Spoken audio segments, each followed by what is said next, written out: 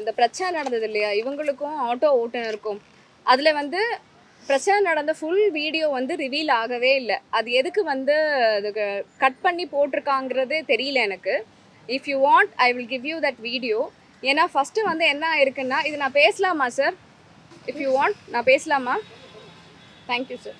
என்னென்னா இவங்க 2 பேர் ஃப்ரெண்ட்ஸ் 2 பேரும் 3 பேரும் வந்து ஆட்டோவில் போயிட்டு இருந்திருக்காங்க. அன்றைக்கி ஒரு பிரசிடென்சி காலேஜில் ஒரு சீஃப் கெஸ்ட்டாக போகிறாங்க, ஸ்பெஷல் கெஸ்ட்டாக போகிறாங்க.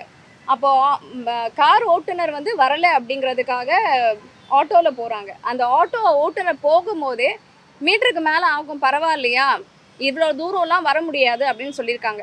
சார் பரவாயில்ல, நீங்கள் எக்ஸ்ட்ரா கூட கொடுக்குறோம், நீங்கள் கூட்டிகிட்டு போய் விடுங்கன்னு சொன்னதுக்கப்புறம் உள்ள ஏறிலேருந்து ஒரு சலிப்பு தன்மையாக பேசுவாங்க. உங்கள் எல்லாருக்குமே தெரிஞ்சிருக்கும். இது வந்து ரொம்ப தாழ்மையாக சொல்கிறேன்.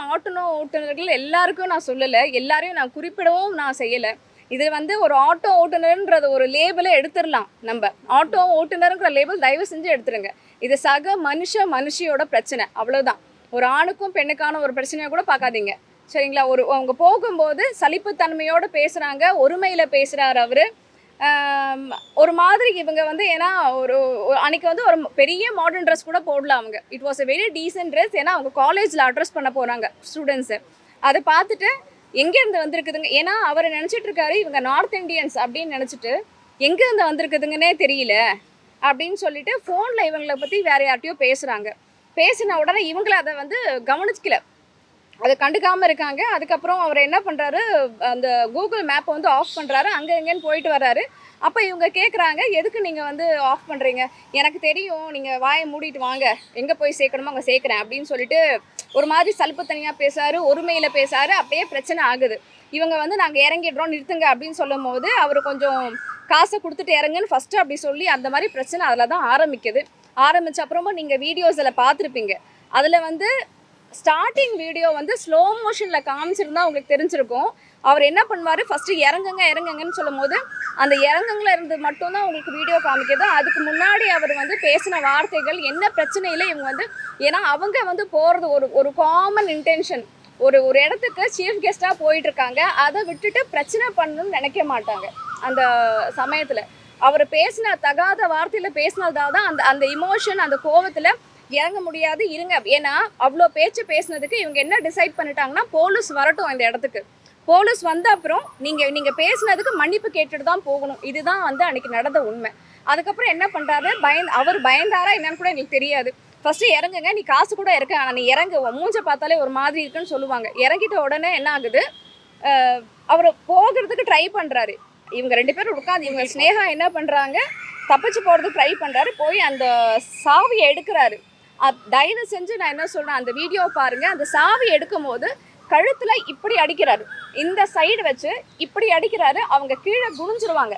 அதாவது அந்த இது எடுப்பாங்க, அது என்ன சொல்கிறதுன்னு தெரியல, அந்த ஆட்டோ ஸ்டார்ட் பண்ணுவாங்க பாருங்கள், அங்கே வரைக்கும் அவங்க கழுத்து போயிட்டு இப்படி ஏந்திரிப்பாங்க. அந்த ஃபோர்ஸில் அடித்தது தான் அந்த கோவம். இது ஏன்னா ஒரு பெண் ஒரு சும்மாவே வந்து கோவப்படுறதுக்கு அந்த சுச்சுவேஷனில் வந்து தேவை கிடையாது. அவங்க வந்து அந்த வாக்குவாதம்லாம் முத்தி அவர் எடுக்கும் போது போலீஸ் வரட்டும் இரு எங்கே ஓட பார்க்குறேன்னு அவர் எடுக்கும் போது இந்த கையை வச்சு இப்படி தாக்குறாங்க. கழுத்தில் அவங்களுக்கு சரியான வலி. அடுத்த நாள் அந்த பையனை ரிமாண்ட் அனுப்பல. பெண் வன்கொடுமை தடுப்பு சட்டத்திற்கு வழக்கு பதிவு செய்யப்பட்டிருக்கு. ரிமாண்ட் செய்யல, நீதிபதியே சொல்லியிருக்காரு ரிமாண்ட் செய்யல. Okay sir.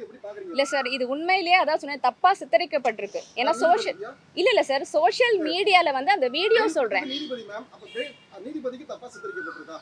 கண்டிப்பாக. ஆமாம், இல்லை தப்பாவா அவங்களுக்கு கன்வே பண்ணி. இப்போ சார், இப்போ நீதிபதினா ரிப்போர்ட் போயிருக்கோம்ல அவங்களுக்கு, அந்த ரிப்போர்ட் பார்த்து தான் நீதிபதி கேட்குறாங்க. இப்போ அப்போவே வந்து ஒரு 2 பேரையும் கூப்பிட்டு விசாரிச்சு அப்படி பண்ணுறது கிடையாது. அதில் வந்து சோஷியல் மீடியாவில் என்ன போட்டிருக்கோ இல்லை போலீஸ் வந்து என்ன சொல்கிறாங்களோ அந்த ரிப்போர்ட்டை பொறுத்து தான் இருக்குது. அந்த ரிப்போர்ட்டில் நீங்கள் சோஷியல் மீடியாவில் பாருங்கள் ப்ளீஸ். அந்த வீடியோவை இது தயவு செஞ்சு கட் பண்ணாமல் போடுங்க.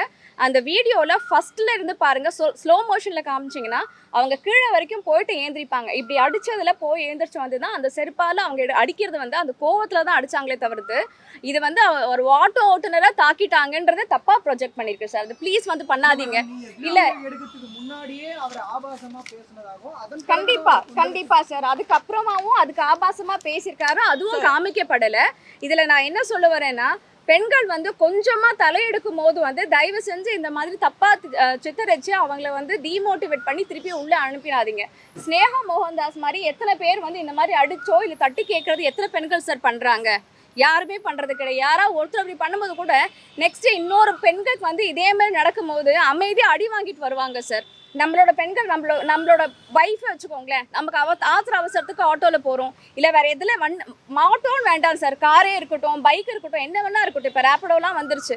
அப்போ வந்து யாராவது ஒருத்தவங்க தப்பாக பேசுகிறாங்க, தப்பாக பிஹேவ் பண்ணுறாங்கன்னா இது எப்படி போயிடுதுன்னா நம்ம அமைதியாக வந்துடணும்னு போயிடுது. ஏன்னா ஒரு பெண்ணுக்கு வந்து சார் நான் இது பர்சனல் ஒப்பீனியனாக சொல்கிறேன், ஒரு பெண் வந்து ஒரு கற்பழிக்கப்பட்டாலோ இல்லை செக்ஷுவல் ஹராஸ்மெண்ட்டோ ஃபிசிக்கல் ஹராஸ்மெண்ட்டோ பண்ணின அப்புறமா நம்ம வந்து ரெஸ்ட் இன் பீஸ், ஐயோ இப்படி பண்ணிட்டாங்களே அப்படின்னு சொல்லிட்டு நம்ம மெழுகுவர்த்தி ஏற்றிட்டு போகிறோம் இல்லையா? அதுதான் சார் அதுதான் வந்து மக்கள் வந்து சரின்னு நம்புறாங்கன்னு எனக்கு தோணுது. ஏன்னா இவங்களுக்கு நடந்ததில் நான் பர்சனலாக வந்து கமெண்ட்ஸ் பார்க்குறேன், எனக்கு ரொம்ப ரொம்ப கஷ்டமாக இருந்துச்சு. ஏன்னா அப்போ நடந்தப்போ எனக்கு உடனே கால் பண்ணாங்க. இவங்க கால் பண்ணி லக்ஷ்மி இந்த மாதிரி ஆயிடுச்சு அப்படின்னு சொன்ன உடனே நாங்கள் போலீஸ்க்கு கால் பண்ணுங்கன்னு நான் சொல்லியிருந்தேன். ஏன்னா இது ஒரு பெண் வந்து வெளியில் வரும்போது இப்படி பண்ணிங்கன்னா மற்ற பெண்கள் எப்படி வந்து நம்பிக்கையா இல்லை வந்து பயம் இல்லாமல் எப்படி சார் வருவாங்க? ஏன்னா அப்போது நம்ம ஒருத்தர் ஐயோ நம்ம அடிச்சிட்டாரு தப்பாக பேசிட்டாருன்னா ஐயோ நம்ம திருப்பி அவருங்க ஏதாவது பேசினா நமக்கு பிரச்சனை வந்துருமோ, நம்ம மேலே எஃப்ஐஆர் ஆகிடுமோன்னு தான் பயப்படுவாங்க. ஸோ தயவு செஞ்சு இதை கொஞ்சம் சரியான முறையில் வந்து மக்களுக்கு இதை எடுத்து சொல்லணும்னு தான் என்னோட வேண்டுகோள். செய்திகளை உடனுக்குடன் தெரிந்து கொள்ள கீழ்கண்ட கேபிள் மற்றும் டிடிஹெச் நெட்வொர்க்குகளில் எம்நாடு செய்தி தொலைக்காட்சியை காணுங்கள். பாதகம் செய்பவரை கண்டால் நாம் பயம் கொள்ளலாகாது பாப்பா, மோதி முடித்துவிடு பாப்பா, அவர் முகத்தில் உமிழ்ந்துவிடு பாப்பா. அண்மை செய்திகளை உடனுக்குடன் தெரிந்து கொள்ள இணைந்திருங்கள் எம்நாடு தொலைக்காட்சியுடன்.